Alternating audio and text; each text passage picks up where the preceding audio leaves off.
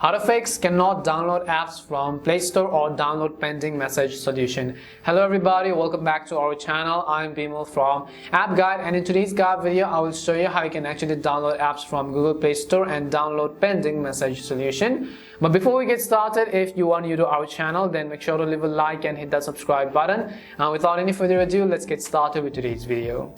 So sometimes what generally happens is that, let's say you were trying to update all of the applications at a single shot or on a single tap, and you simply face the problem that it got stuck on pending. So whenever you're trying to download an app, let's say for example, it simply got stuck in the pending tab and it is not moving directly to the next tab. There are a couple of reasons why this could happen. The very first thing you can do is, let's say it is actually stuck and pending, you have to simply check this boxes right on the right hand side in order to go ahead and then use and let the Google Play Store install another app. So you can see while all of this is pending, one certain application will be downloaded in the background. If one of the application is actually downloading in the background, the remaining is going to get stayed in pending. So as you can see, this application is not really visible, but you can see it is actually downloading, and that is the reason why the other apps are simply stayed in pending. So once this application download is complete, it will start the next one and the other one. So as you can see, it started the next one installing and the others are simply on pending, and this could be some of the reasons why.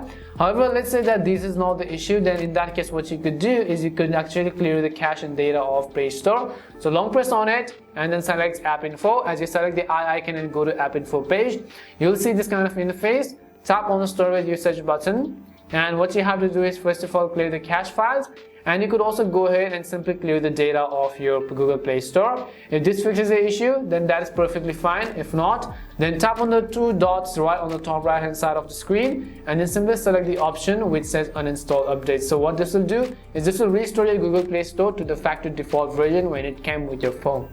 Hopefully one of these would have helped solve the issue. If it did help you in either way, make sure to leave a like and subscribe to the channel. And if you have any more questions, queries or doubts, simply also make sure to leave them down in the comment section. Thank you very much for watching till the end, and see you soon in our next video.